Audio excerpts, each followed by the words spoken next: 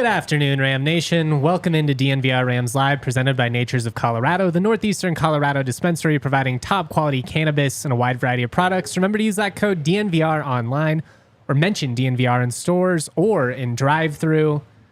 We're talking a big Rams dub. CSU pulls it out over Boise State, 75-62 at Moby Arena. The Rams now rocking a 3-game win streak. Suddenly, back in the mix in a wide-open Mountain West. We've got 5 teams, all within a single game of each other. We're going to talk about all of it. We're going to get into the takeaways from the game. We're going to talk about some big picture stuff, just this league and how tight things are. Obviously, we're going to get into the updated Mountain West power rankings. But, first things first, man. How you doing? It's been a good week. It's been a wonderful week. It was the week we'd been waiting for a while. 3 in a row. We needed that. And then Saturday was such an elite day of college hoops. It's perfect. It was fantastic. Start to finish, starting with Utah State losing to San Diego State. Then Tuesday was magnificent with the big Boise win and Nevada pulling off the road upset. Wow. So no, man, I'm so hyped. I think this was a good reminder that it's a marathon and not a sprint. Obviously, it was really easy to get down after CSU lost 4 out of 6. The game in Wyoming is its own ordeal. But the resilience and the response that this team has had has really stood out to me. Like, you've won 3 in a row. Out of a possible 120 minutes in those games, they've led for 112 minutes and 46 seconds. Crazy. They've trailed for all of 212, and they haven't gone down by more than 2 over the last 3 games. And that's against, 2 of the best teams in the league, 2 of probably the top 2 defenses in the league in San Diego State and Boise State. And to be able to come out and respond like this after having a loss that frankly could have derailed your whole season. I mean, it wasn't ordinary, and these are teenagers. Instead, the opposite has happened. We were complaining in that middle section of the season. It felt like the Rams, as they'd become ranked, they were starting to play as more of the hunted than the hunters. Mm-hmm. And now it feels like that Wyoming loss has changed it to where now they've got that grit.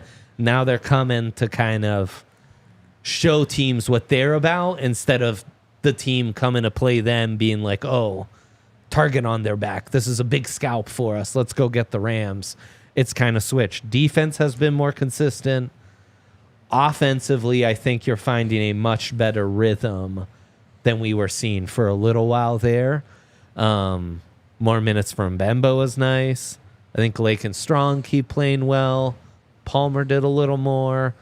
And that final quarter of that Boise game, final 10 minutes, the offense had a stretch where every single time down the court they were getting a bucket or getting to the foul line. And it was just amazing to watch. The way Isaiah Stevens was like just pulling the strings was a thing of beauty there. Yeah, you hit on a lot of stuff there that I want to dive into more in depth. Stevens, I think that's a great point. He assisted or scored on 11 of the final 15 field goals, his 5th double-double of the season. Continues to just facilitate in a way that you don't really see at this level, but his shot making is absurd. And I think that was the big key in this game. You get off to the hot start. That was another thing we had kind of been driving home. The Rams, they hadn't gotten blown out all season, but they kept putting themselves in spots where they were constantly, having to battle back from down 8, down 9. Big time. And it's a hard way to make a living in this league, especially on the road, especially against some of these top 6 teams. And in these wins against San Diego State, Fresno State, and now Boise State, you come out, you start hot. There's always going to be a lull. Like, you're not just going to fire for 40 straight minutes and just kill it. But they've been able to establish and build these leads.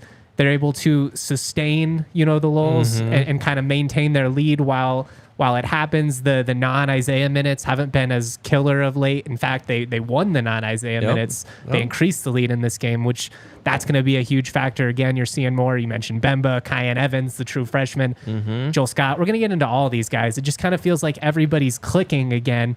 And that was the thing. It wasn't like during their stretch, this team was completely broken, that they needed to throw it all out the window. You needed to rewrite the books. They just needed to get back to the basics. They needed to execute the offense. They needed to play inside out. They needed to drive more, and they're doing all of that.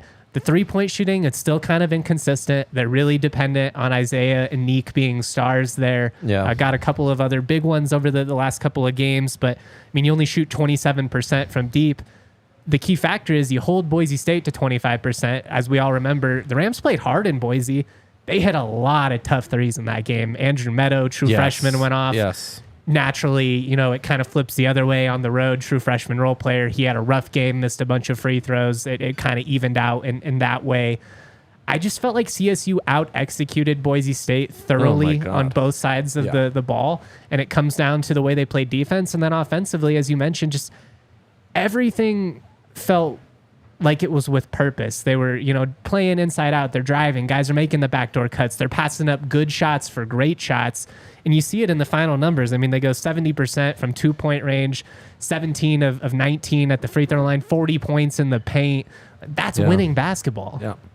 Well, and I mean, how many of those points in the paint, especially towards the end, are coming from easy Isaiah Stevens assists, Totally. And that's the thing. He's so dangerous as a scorer. Dude. And when he can get to wherever he wants, they have to crash in on him. And all of a sudden, nope, I'm just going to dish it off. Yeah. Nice little, off the glass for Joel Scott, or, reverse layup for Neek coming from the corner. It just, it makes everything so much easier for this group when they are able to play inside out, when they're able to get inside the paint. And then you see it kind of open some things up for shooters on the outside as well, which again, you'd like to be better than 27% as a team. Yeah. But what I've liked about the Rams in these last couple of games, they're not putting up 30, 35 3-point attempts a game again. If it's an open look, they're going for it, but you can tell there is a concerted effort to work the ball inside, and you have to do that in this league. You just have to. Yeah, and it's not just feeding the bigs. It's, as you're saying, it's getting those back cuts and everything else. It's getting those easy looks. There's just been a different offensive rhythm. It's felt as of late. I don't think it's a coincidence that they got in the 70s in both games. We've talked about that. Like the Rams 16-1 when they score 75.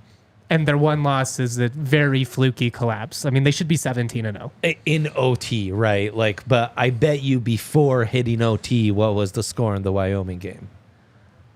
I don't remember. I actually mid-60s, I could think. Look that up. Yeah. But right, if that game doesn't go to OT, which again, it's a travesty and a tragedy that it even did, that one doesn't fall under that. No, and the thing is it was frustrating, but I mean, we've seen Nevada, losing Laramie. Laramie is a frisky spot to go to right now. It's tough to win on the road, and it stings, especially right now when you're one game out, and it's hard not to think, man, just right there. What if? But the important thing is, and I think it's easy for all of us, myself included, to get a little ahead of ourselves.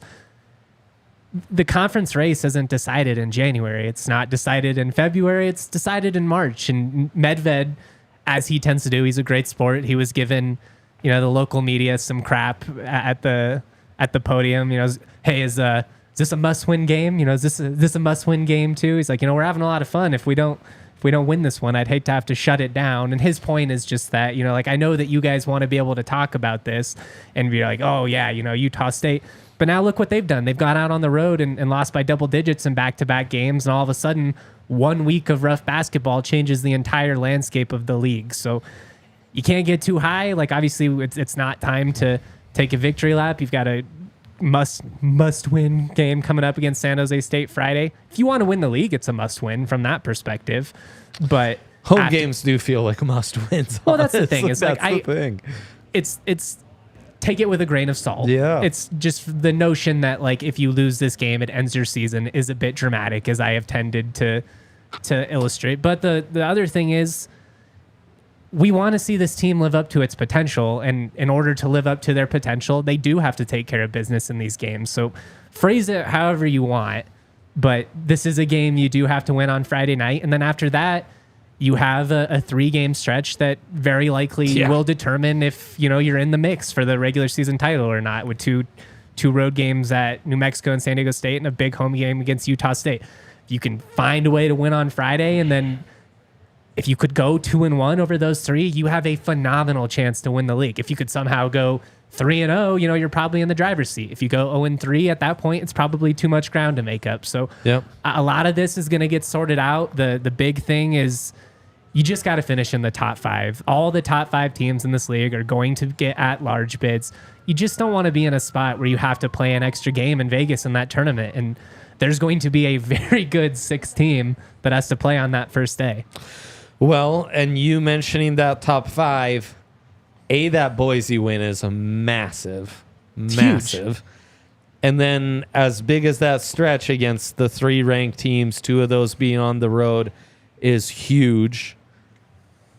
To finish top 5 in the league, taking care of business against Nevada, who you owe a bit of a waxing for what they did to you in their house when they come to Moby at the end of the month.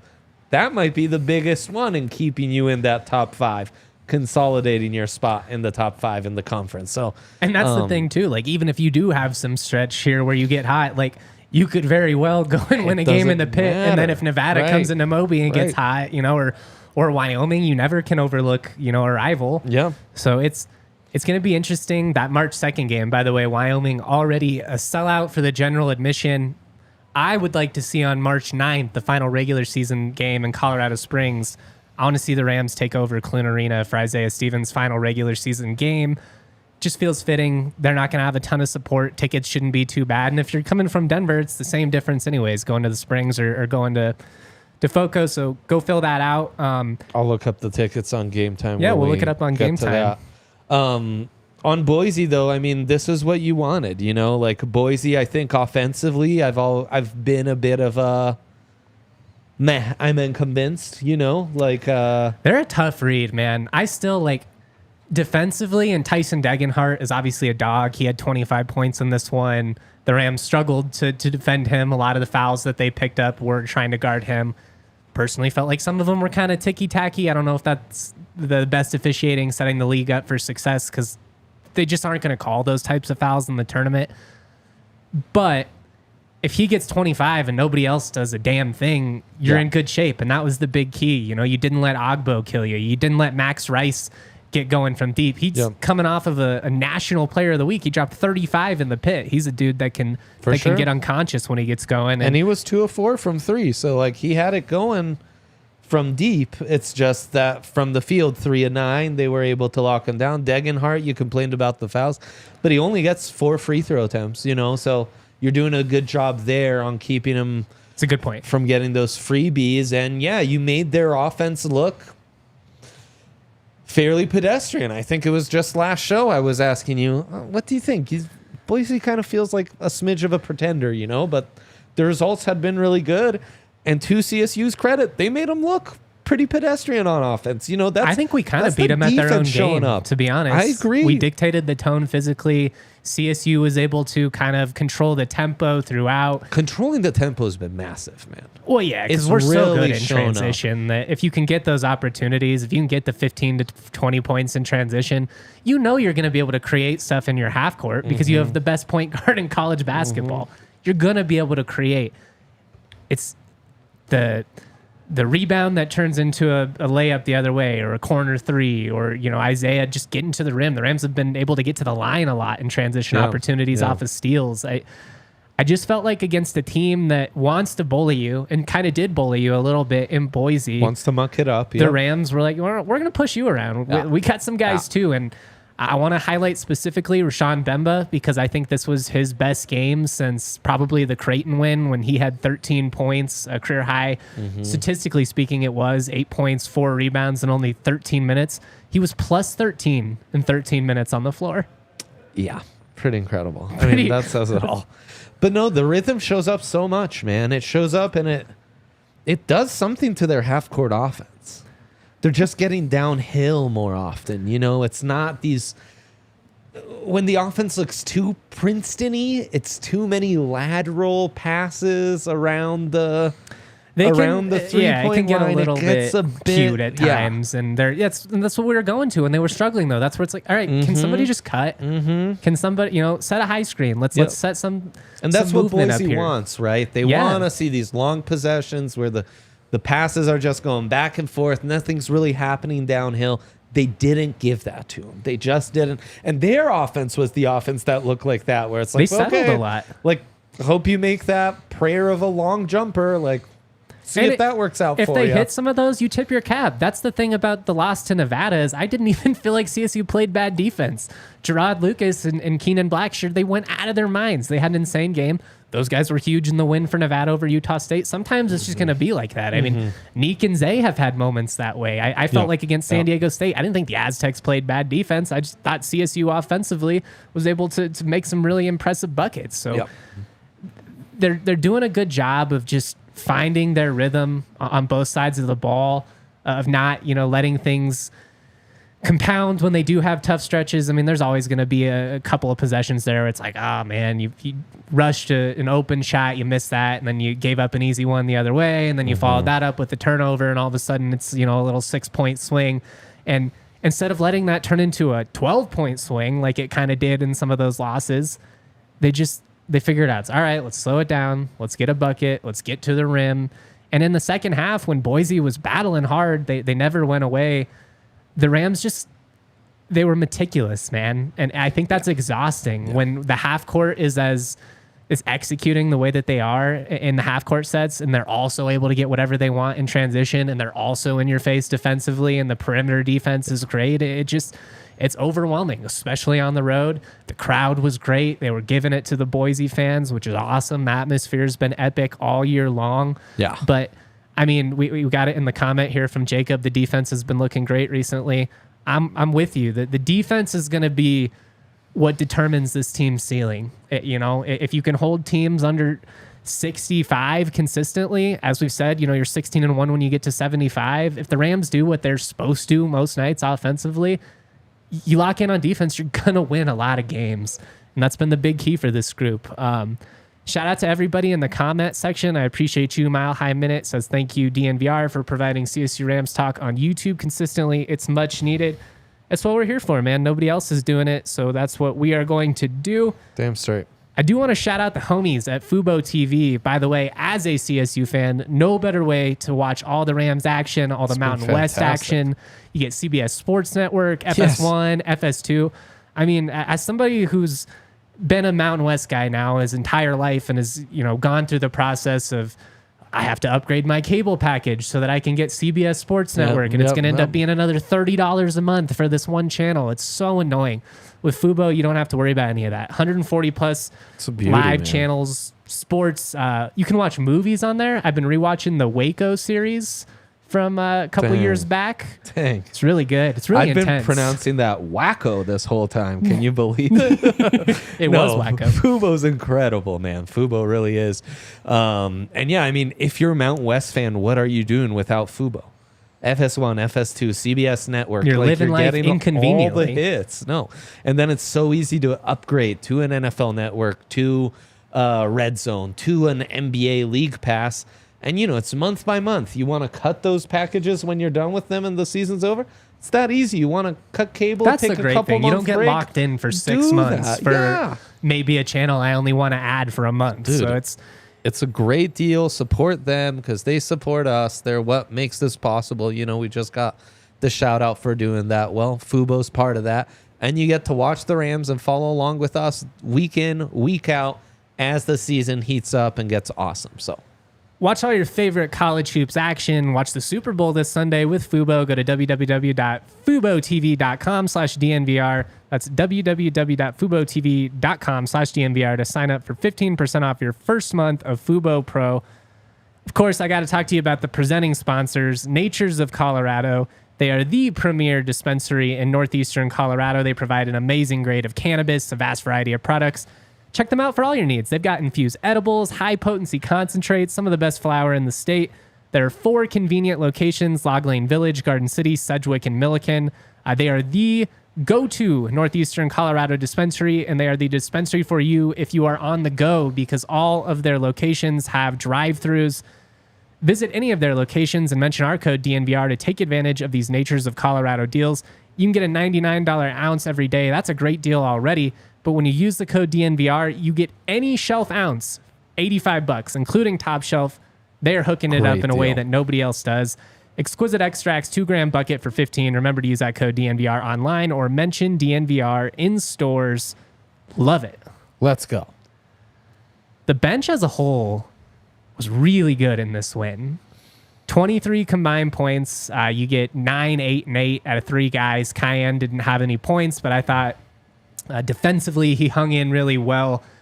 Again, he doesn't need to be a star. For him, it's really just about, can you play 5 to 8 minutes a night and while Isaiah gets a rest, and can you just make some winning plays? You know, can you make the right pass? Can you make the right read defensively? Yeah. He did that. But on top of that, you get huge minutes out of Rashawn Bemba. Both Patrick Cartier and Joel Scott dealing with 3 fouls apiece. Just bad luck on Cartier. He got 2 early fouls. They put him in at the end of the first half for an offensive possession. And honestly... But these are the matchups where Mbemba makes a difference, What's man. that physicality? And he knows that he's not going to play 30 minutes. I've got 5 fouls, so fuck it. I can use a couple of these. Oh, that's the thing. I mean, part of Mbemba's appeal is in 20 minutes, if it's a good game and you can justify having him on the floor 20 minutes, you're expecting at least 3 fouls. And that's fine. That's what's built in, because you though. feel Yes. the way that he's the guy you want burning fouls, not the other Exactly. 2 bigs, you know? So, like, And, that's what he's like, here for. you know, you throw that forearm in the back a couple of times, all of a sudden guys aren't coming down there. You make him hesitant, and he doesn't back down. He's so poised. When he goes to the free throw line, legitimately, he's got to be one of the better freshman free throw shooters I've ever seen. I mean, he was 4 of 4 in this game. Just so poised with everything he does. And when you get that out of him and you get big minutes from Joe Palmer off the bench, you know, he's able to get a couple of big boards. He had 2 and 1 opportunities. Mm-hmm. He had a steal at the beginning of the second half that led to an and 1 opportunity. I really felt like that was kind of the turning point. Gosh, where the you're right Rams about pulled away. Mbemba's free throws are He's great. Crazy. 75%, but if you look at the game log, there's so many games where he's perfect. You know? He had like 1 bad game that skewed his numbers too, because he doesn't have a ton of free throw attempts. No, he doesn't get to the line a lot. He should try a little more, honestly. That's what I'm saying. He's so good. Like I like that they're getting him those touches. They don't need those guys to be all-stars. They don't need 30-point explosions off the bench most nights, but getting 8 points in the first half from Jalen Lake before Isaiah really gets it going in the second half. You know, getting 7 points from Joe Palmer, but they're loud 7 points. He hits a big 3, you know, gets a couple and 1 opportunities. Bemba doing his thing, banging in the paint. Like it changes the tone of the game. And when you don't have to rely on the starters to score 71 of 79 points, it makes all of this so much more sustainable. I know that Isaiah is capable of going off. I know that Neat Clifford most nights is going to be great. Joel Scott has really come to life over these last 5-6 games on both ends. Like he's just both ends. He's back to being more of that bully I love so much in the non-conference, and now he's making some of those shots from the outside, which is a beauty. I get hyped, bro. So do I. When Scott makes a nice 3, because again, it opens things up, changes everything. I don't think it's a mistake that the spacing, the ability to get downhill, has opened up the last few games, because it feels like teams can't clog the lane they were. Well, they got to respect in January, you know? And that's the thing. Like, you always had to respect it with Cartier, and he's so big at the top of the key. Yeah. If Joel Scott can go to that corner, you can't leave him. He might pop it on you. And that's where it's been big. Hit 4 of 6 from deep, all in the second halves, too, in those San Diego State and Fresno State wins. Yeah. He did shoot one early in a possession against Boise where I was like, all right, settle down. I like that you're hitting them, but like, come on now. Like, totally, man. But in the second half, I just feel like he has really played well within the flow of the game. He's attacking, putting the ball on the floor. He's getting to the free throw line. He's hitting those free throws more consistently than he was. Instead of being, 48, 50%, it's been more like 65, 70%, which is a number you can live with. For sure. And I know we were talking about the bench, but, I think Josiah Strong has really picked his game up. He's been great. And I think it's no coincidence that as Strong's played better, the defense has come alive. I agree. Like, it's more size on the perimeter. It's big. Well, I mean, him and Neek are your best on-ball defenders. Yeah. They completely, you can feel it. When those guys are both out there together, especially, there's just a lot less open shots. You're not going to give up the driving lanes the same way. Yeah. Again, he's a guy, him and Lake, and again, I don't do a good enough job of spotlighting those guys because they're kind of the unsung heroes. They are for sure. They're so important with what they provide defensively along the perimeter. Those are the guys, they're diving for loose balls. They're trying to tee people up. but they're starting to just kind of hit some of those shots they weren't hitting. And Lake kind of had a rough second half. He missed some open shots offensively. But again, and rough game against Fresno too. But like Jalen brings so much more to the table than just scoring. You need him to not be hesitant. Like if that lane is there, keep driving, put it up. If that three is there, shoot it. That's more important for spacing than the misses are. 100%. And that's kind of what Medved was driving home when they were struggling is like, yes, I want us to be a little more selective. And I think the Rams have bought into that. I think instead of taking good shots, they've been trying to get great shots, and you're seeing the benefit of that. But you don't want to rip the guys either and have them scared to put it up, because that's what makes this team so dangerous in the 4-out or the 5-out is that all 5 of those guys are capable of putting it up. All 5 of those guys are capable of putting it on the floor and then, going to the hoop. If you have guys out there where, when they get the ball, it's just going to stop, or he's going to, I got to turn. Right. Somebody is, who do I give the ball to? That's really detrimental, especially when you don't have like a true 7-footer who you can just like throw out there, and he alone, they got to put 2 defenders on him. So you can afford to have a guy who's not doing something offensively. Totally. I mean, the other thing here is, it's kind of off topic, but they've, there's just a different energy, man. And I mean, Cartier's fitting in nicely. I think he's picked his game up a little bit and been more consistent. And then Kyle Evans, how are you feeling about Kyle here? Well, Kyle hasn't played much of late. They got Kyle Evans and Kyan Evans. Kyan Evans is the freshman point guard. I'm sorry. Yeah. Kyan is, again, he's not going to play a ton, but I think he just goes out and understands, what do I need to do to impact winning basketball? Kyan Evans playing winning basketball is not Kyan going out there and jacking up 3 shots. If there's an opportunity for him to get an open look, sure. If there's a driving lane, take it. Get to the rim. He's been confident with driving. There are times where I feel like he's driving and not even looking to score. He's only looking to facilitate, and maybe I want him to be a little more selfish in those instances, just so the defense respects you a little bit. And I think there are times where he drives and the defense is just kind of like, all right, well, he's going to kick it back out. But I don't know. I don't want to nitpick too much either, because I think he understands what he needs to be, which is not the superstar.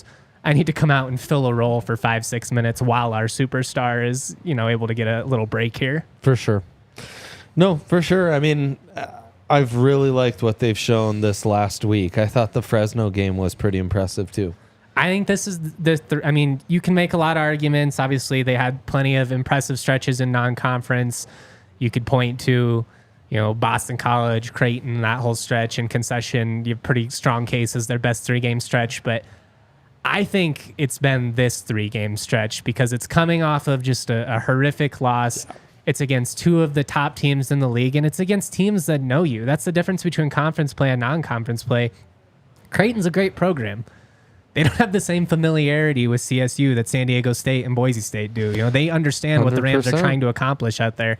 And for CSU to be able to come out and execute the way that they did under those circumstances, with the lights as bright as they are, so much at stake. People are writing you off this, classic CSU. They came out hot, blew their wad early, and now, the season's over. They're NIT, here we come. And all of a sudden, this team has just reminded everyone we're a damn good basketball team. And obviously, the league is really deep. We're about to get into our Mountain West Power Rankings, kind of give an update. Before I forget, I do want to mention, if you are not going to be in Fort Collins for the game, come down to DNVR Friday night. We're doing a watch party with the Alumni Association. So much love to them for partnering with us. Hell yeah. We'll actually be doing another one, I believe, for the UNLV home game down the line, or road game down the line. More Alumni Association doing a giveaway. We're doing giveaways. It's going to be awesome. And I mean, show your support for this team, man. Just like we're getting our props for doing Rams content. Come to the bar. Show the people what what Rams fit, what the Ramleys like here in Denver, man. Let's loud and proud out here. Come on. I'm about it, baby. Last thing I wanted to touch on before we get into the Mountain West Power Rankings, just because I feel like I have to. Trilly Donovan Twitter account. It's an anonymous account. Some college basketball insider posts a lot of scoops from there. Has Nico Medved, and this isn't the first time I've seen this, as one of the 4 names he's hearing consistently in the mix for West Virginia. We'll have to see. Obviously, that's kind of a tough job, especially in the Big 12, getting even deeper moving forward by adding some of those Pac-12 teams. Yes, sir. I do think it's an athletic department that invests heavily in athletics, and certainly I'm sure would offer him a big deal. So I do think it's a very serious threat, to take Medved's. We'll have to see what happens there. They've had their moments over the years, West Virginia. They've certainly been competitive. Nico's wife, Erica, is from Morgantown. They were married there. There's a lot of connections that make sense. I think West Virginia or Minnesota are probably the 2 big schools that if you look at the connections, they would be the most obvious. We shall see. I mean, that's the price of success is it puts you in this spot. Obviously, that's right. FAU, Dusty May, he's in that mix as well. That's what happens. I mean, if you get a coach poached, it means you're doing something right. It certainly would be disappointing. I'd love Medved to be the coach in CSU for 30 years if it were possible, but we'll just have to see. We'll talk about that more as it comes down the line. If those reports start coming out more and more. Sometimes if there's smoke, there tends to be fire. Sometimes, though, it's just agents floating their name, trying to get their guy a raise. And, his agent's got a job to do too. And the best way to get him a raise, is, we got leverage. If you're not going to double his salary, West Virginia just might triple it. So we'll see what happens. It also doesn't take being a college hoops insider to know that Nico's one of the hotter names out there for P5 programs looking to make a splash because of the success the Rams have had. Yeah, that's exactly just how it works. Now, that's exactly right. I think there's an argument that, especially from a basketball perspective and with the Mountain West being what it is right now, you can be a very nationally competitive program. You can be relevant. You can go to the NCAA tournament every year at CSU. You can have a brand that means something, like a San Diego State, like Nevada when they were rolling under Musselman, or New Mexico back in the day, UNLV under Tarkanian, although that was, pre-Mountain West days, obviously. Mm-hmm. We just got to see. We'll see how it plays out. I mean, just because I know this would be the next question, if he were to move on, my top choice would be promoting Ali Farokhmanesh. I think he's earned it. Just the comments right He's there, a great recruiter. To me, it's a no-brainer. Like college hoops legend. And he's been so big for the development of the guards over the years. The shooting, he's one of the most important elements in their recruiting. You can see how active he is on the sideline. Exactly. He's very much earned it. I mean, obviously Tim Miles is a name people would throw out there. Ross Hodge, another former CSU assistant, having some success at North Texas. Tim Miles, that route of the retread isn't something they've seen super inclined to do over the years, Justin. I think Tim's a great coach. I think he'd be a good hire. I would not have issue with it at all. To me, I would rather promote the lead assistant that has been a part of this from day one, that has the juice, that's... Than the guy who's helped build this 15 years ago. 2 iterations And that's not to say that, yeah. Again, that he couldn't do it or he couldn't be a great coach. I mean, obviously what he did at San Jose State last year is super impressive, but I'm with my guy, Swole Cracker, a.k.a. Steve Ivy, in the comment section. Ali is waiting in the wings. That's our guy.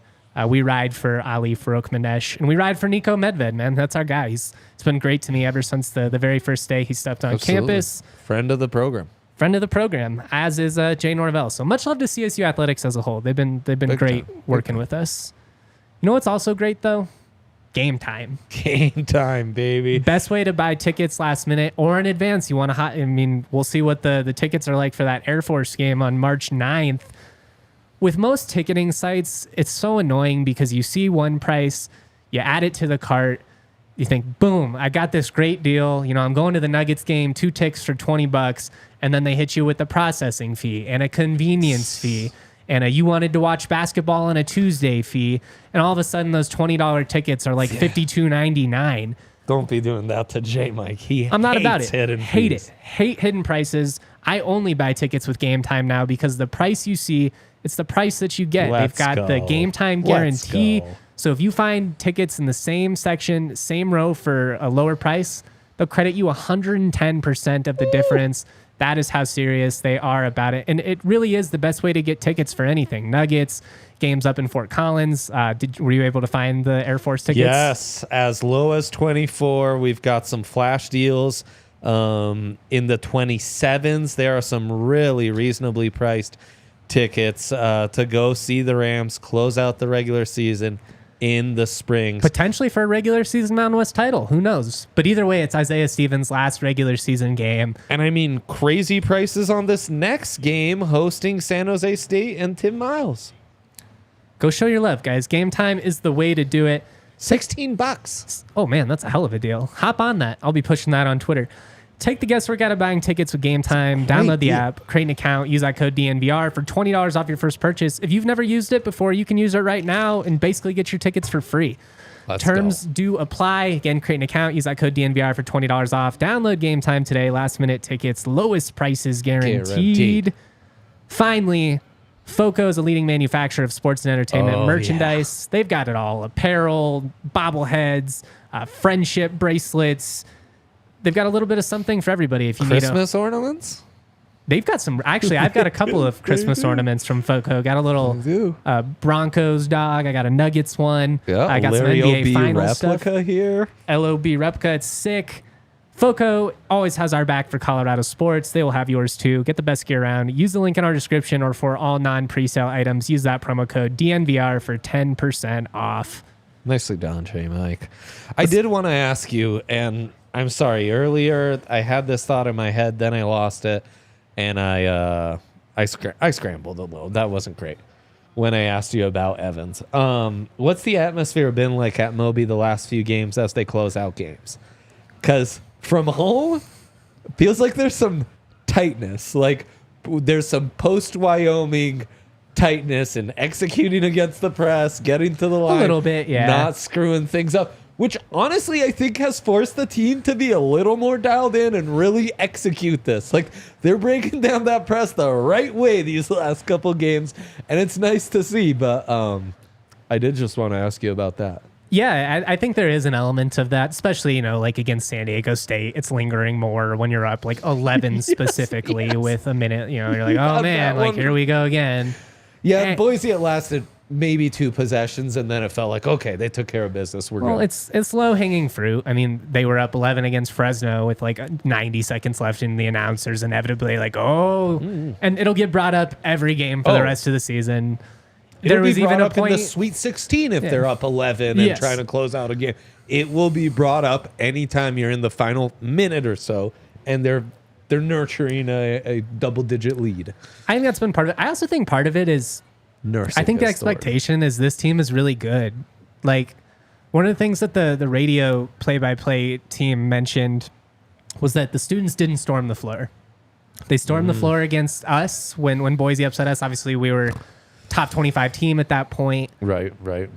It felt very business-like, to be honest with you. It kind of felt like San Diego State was more of the, oh man, like this is the big game. And against Boise, it was almost like the fans were like, yeah, this is what we should do. Yeah, right. It's kind of a late arriving crowd, not as much of the general public as I expected.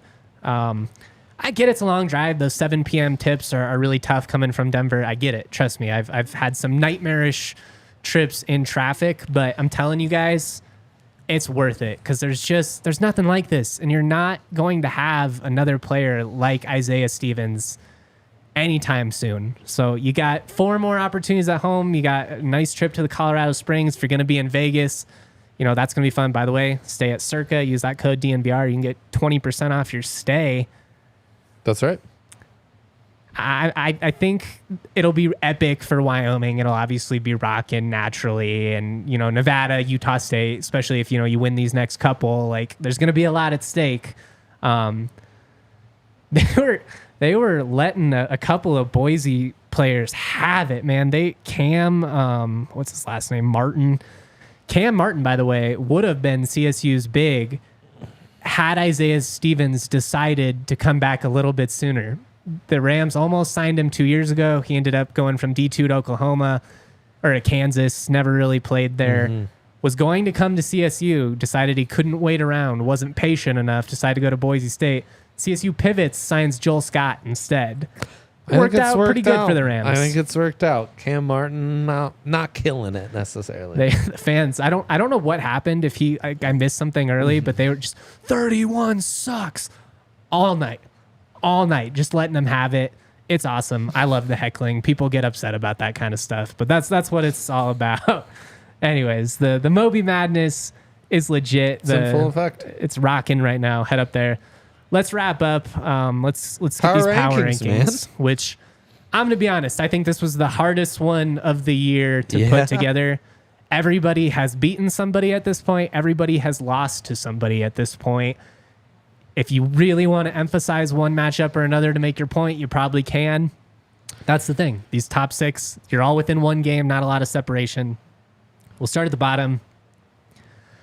I'm gonna. What's crazy is Wyoming's within 2. Like, Wyoming's kind of good. 80% of the league. Like, Wyoming is not a team right you would there. want to face on the first or second day of the Mountain West tournament.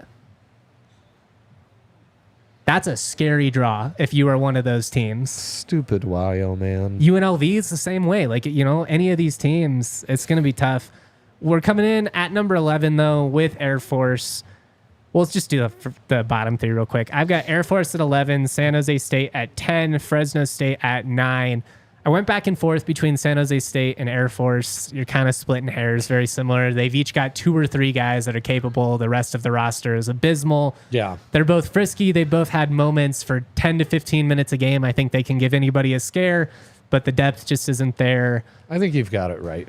Fresno, I think they've got better athletes, so I put them over there, even though I don't like their system at all. I think Justin Hudson is just kind of a lame duck at this point. But yeah, honestly, they feel like they're underachieving just a tad. They are. They don't have any juice. They should be better than like Wyoming They should. They absolutely should, especially with what Wyoming lost after last year. But yeah, it is what it is. But I like this tier.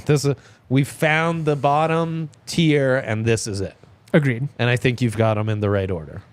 Number 8, I went Wyoming. I went back and forth between Wyoming and UNLV. UNLV has won 3 in a row, so I think they deserve the nod.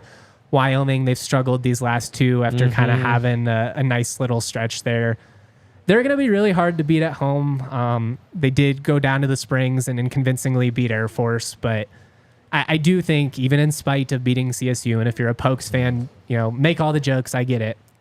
I think they're pretty clearly, a level between these other 7 teams, just talent wise. Yeah, I'm a little lower on Wyoming than you are.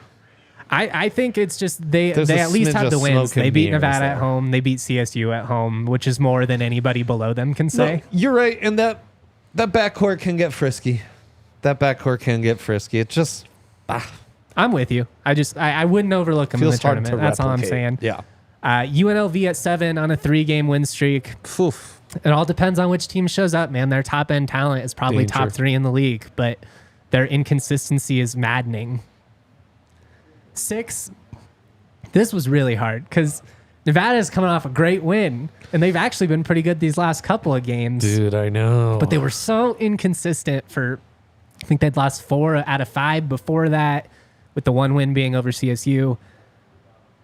I think 6 is pretty firmly where they are. When they're on and Blackshear and Lucas are able to hit a bunch of tough shots, they're really hard to beat. The big key for them is all of a sudden Davidson in the post has come to life, and he's had a double-double these last couple of games. Utah State couldn't do anything with him. He changes the whole ceiling of their team, and I'm going to be kind of interested to see how that plays out moving forward. Well, and what's funny is if the Rams weren't coming off the week they were just coming off of, could you make an argument? Power rankings, right? We always talk about it's more of a stock watch. Maybe Nevada over Boise right now? As of this week? I have Boise. I think you could make an argument for them for as high as 3. I don't think you can argue them in the top 2 right now. I think you could say they're 6 just because of their offensive inconsistency. I think I like the guard play of all 6 or of all of the other top 5 teams in the top 6 better. Right. I also think Degenhart is so good that he alone is probably good enough to kind of keep them in the mix. I think that's a fair point. I went Nevada 6. I'm gonna flip these on the spot here, Tiff, just so you know. Only one. At 5, instead of Utah State, we're putting Boise State at 5. There you go. I think I was a little too harsh on Boise State or on Utah State when I was filling this out. I had them at 1. They've lost back-to-back games now by double digits. Yep. Neither of them are bad losses, but I mean, losing to Nevada at home by double digits, I do think that should have some serious repercussion. Utah State did beat Boise State in Boise, so I think it's fair to have Utah State above them. I like how it is shaped out. What do you think? I'm with this. Utah State, as you've told me before, probably the highest upside, probably the most complete. I think you've said the most complete. Maybe the highest upside is me. I don't know. I think they've been the most consistent on both sides of the floor. I think they're the one team that's like firmly in the top 4, so I agree with that. Boise, I think, is right at 5. Nevada's like they're knocking just a on the door. landmine, dude. Nevada's a land they're frisky. They could be anywhere. Well, and you got a great coach. You've got experienced players. I mean, that stuff matters. So I trust them. We'll see. They tend to play pretty good in the Mountain West tournament too. Yeah. A top 3. Good luck sorting this out. We're gonna try. I have San Diego State at 3 because I still just think offensively they're a little bit limited. I don't think they have the same shot-making capabilities as Utah State, as CSU, as New Mexico. That said, Reese Waters has come on strong. The USC transfer, Jaden Ledee, is a freak, man. If they can get... He's playing great. Well, and they've switched up their lineup now. Now they've got Micah Parrish and Lamont Butler coming off the bench, which I kind of like, having those vets that come in and spark you offensively. Do they have Ledee playing more big minutes now? Yeah, he's kind of being the true 5 this year.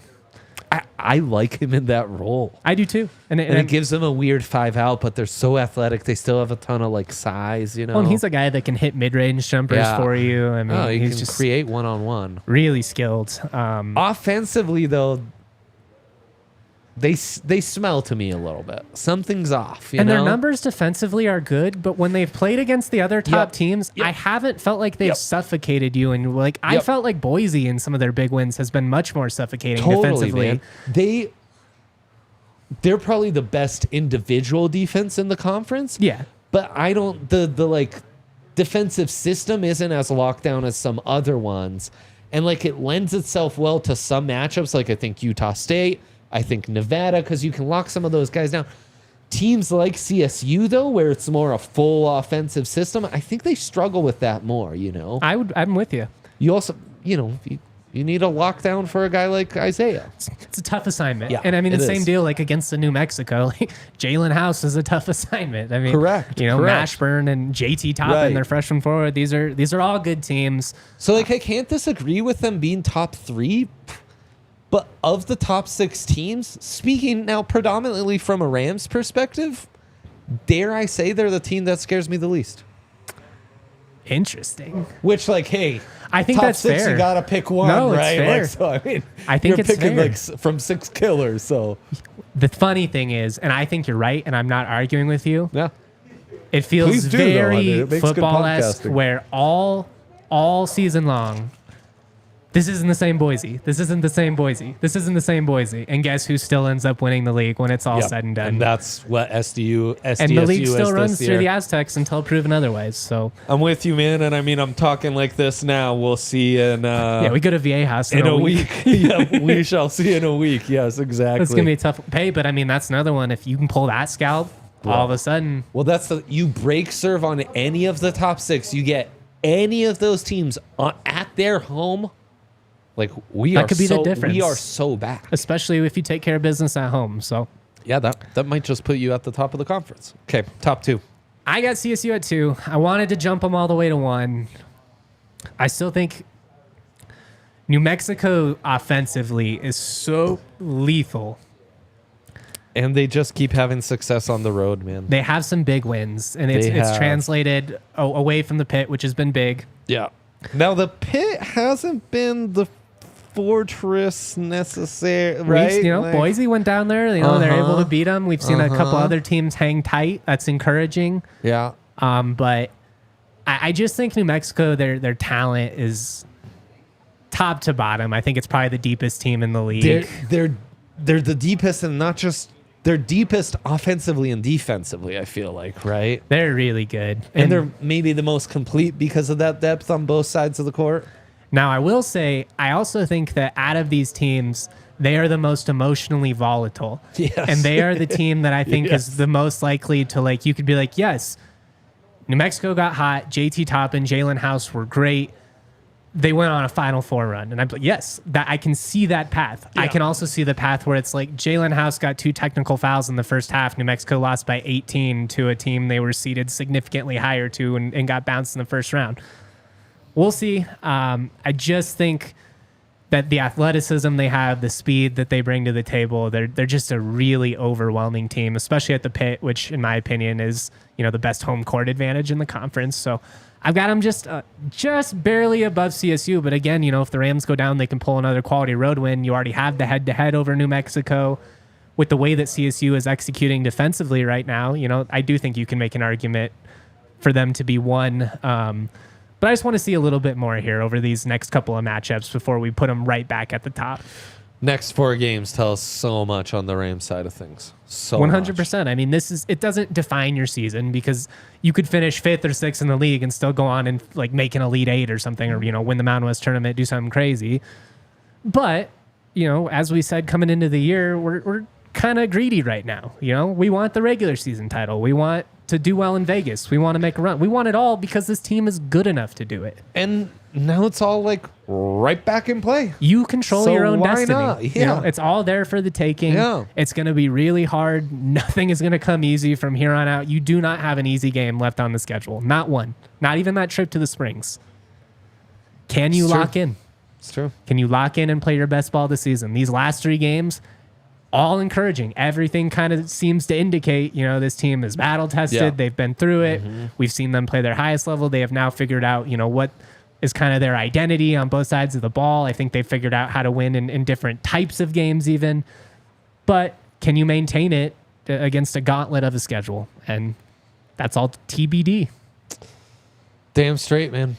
That's exactly right. What an exhilarating conference to follow week in, week out. So much fun. Make sure you guys are locked in. Plenty of written content all weekend. Again, come to the DNVR bar Friday night. Watch party. Opportunity to get free drinks, free merch. The Alumni Association, they are giving away free stuff as well. Always cool to pair with them. Shout out to Tiff, our producer, behind the scenes, making all our dreams come true. And shout out to all of you in Ram Nation. None of this would be possible without you. Always proud to be. Go Nuggets tonight. Peace. We all silly like the mayor.